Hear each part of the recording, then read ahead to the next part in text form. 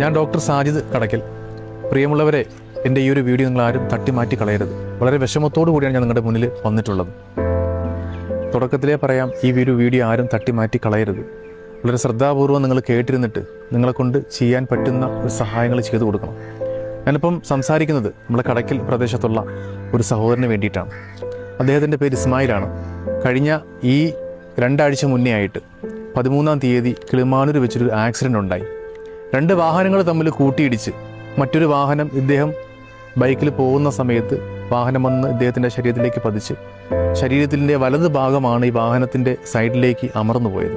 അതുകൊണ്ട് തന്നെ റിബ്സിൻ്റെ വലത് ഭാഗത്തെയും ഏകദേശ റിബ്സുകളും ഒടിഞ്ഞ് സെപ്പറേറ്റ് മാറിയിട്ടുണ്ട്. അപ്പോൾ അതുപോലെ തന്നെ വലത് കാല് പൂർണ്ണമായിട്ട് നമുക്ക് മുറിച്ച് മാറ്റേണ്ട ഒരു സാഹചര്യം വന്നു. അതിന് വേണ്ടിയിട്ട് ഒരുപാട് പരിശ്രമങ്ങളൊക്കെ നടത്തിയിട്ടുണ്ടായിരുന്നു. അപ്പോൾ അത്രത്തോളം വളരെ കോംപ്ലിക്കേറ്റഡ് ആയിട്ടുള്ള ഒരു ഇഷ്യൂസാണ് ഞാൻ നിങ്ങളുടെ മുന്നിൽ പ്രസൻറ്റ് ചെയ്യുന്നത്.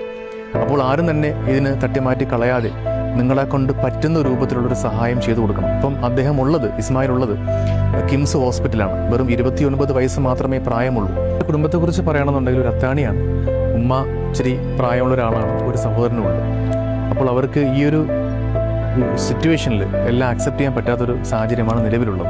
കാരണം വലിയ ഭാരിച്ച ഒരു എമൗണ്ടാണ് നമുക്ക് വേണ്ടി വരുന്നത് കിംസ് ഹോസ്പിറ്റലിലേക്ക് വേണ്ടി. 25 ലക്ഷം രൂപയാണ് ഇപ്പം നിലവിൽ ഇതുവരെയുള്ള ഒരു സ്റ്റേറ്റ്മെൻറ്റ് പ്രകാരം നമുക്ക് ഡോക്ടേഴ്സ് പറഞ്ഞിട്ടുള്ളത്. എന്നാൽ അതിൽ കൂടുതലായിട്ടുള്ള എമൗണ്ട് വേണ്ടി വരും. എന്നാൽ ഇപ്പം നിലവിൽ ഇത്രയും ദിവസത്തിൻ്റെ അകത്ത് വെച്ചിട്ട് തന്നെ ഒരു 20 ലക്ഷം അടുപ്പിച്ച് തന്നെ ഒരു ബില്ല് ആയിട്ടുണ്ട്. അപ്പോൾ ഇത്രയും വലിയൊരു തുക ആയതുകൊണ്ട് തന്നെ അത് കണ്ടെത്താൻ വളരെ പ്രയാസമാണ്. ആ ഒരു സാഹചര്യത്തിലാണ് ഇപ്പോൾ നിങ്ങളുടെ മുന്നിൽ നമ്മളെല്ലാവരും വന്നിട്ട് അഭ്യർത്ഥിക്കുന്നത്. കാരണം വളരെയേറെ പ്രയാസപ്പെട്ടൊരു സാഹചര്യമാണ്. നിങ്ങളെ കൊണ്ട് ഒക്കുന്ന പോലെയുള്ള സഹായങ്ങളാണ് ചെയ്തു കൊടുക്കേണ്ടത്.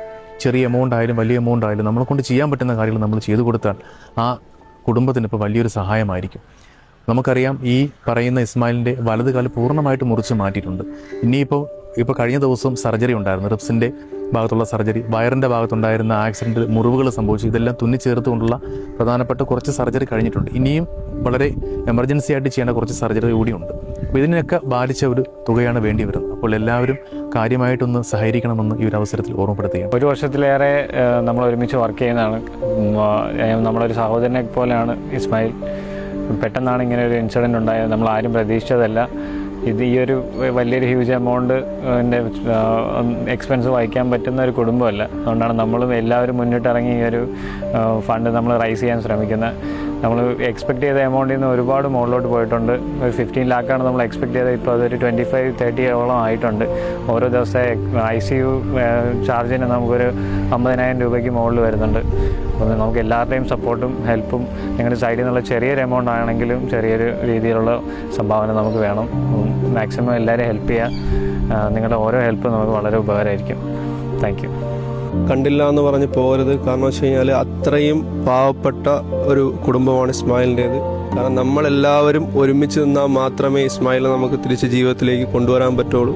കാരണം ഇതുവരെയും ഇസ്മായിൽ അപകടനില തരണം ചെയ്തു എന്ന് നമുക്ക് പറയാൻ കഴിയത്തില്ല. അത്രത്തോളം ഒരവസ്ഥയിലാണ് ആ കുടുംബവും ഇസ്മായിൽ എന്നുള്ളത്. കാരണം കടയ്ക്കക്കാർ, നമ്മുടെ നാട്ടുകാരും അതുപോലെ തന്നെ ജമാഅത്തുകാരും പാർട്ടിക്കാരും എന്ന് തുടങ്ങി ആരൊക്കെ ഉണ്ടോ എല്ലാവരും ഇസ്മായിലിന് വേണ്ടി അഹോരാത്രം പരിശ്രമിക്കുന്നുണ്ട്. അപ്പോൾ 1 രൂപയാണെങ്കിൽ പോലും അത് എന്ത് ചെയ്യുക, അത് നിങ്ങൾക്ക്, കാരണം അതിനർഹമായ പ്രതിഫലം നിങ്ങൾക്ക് എന്ത് ചെയ്യും, ദൈവത്തിൻ്റെ അടുത്ത് നിന്ന് കിട്ടും. കാരണം വെച്ച് കഴിഞ്ഞാൽ അത്രത്തോളം അത് അർഹതപ്പെടുന്ന കുടുംബമാണ് ഇസ്മായിലിൻ്റേത്.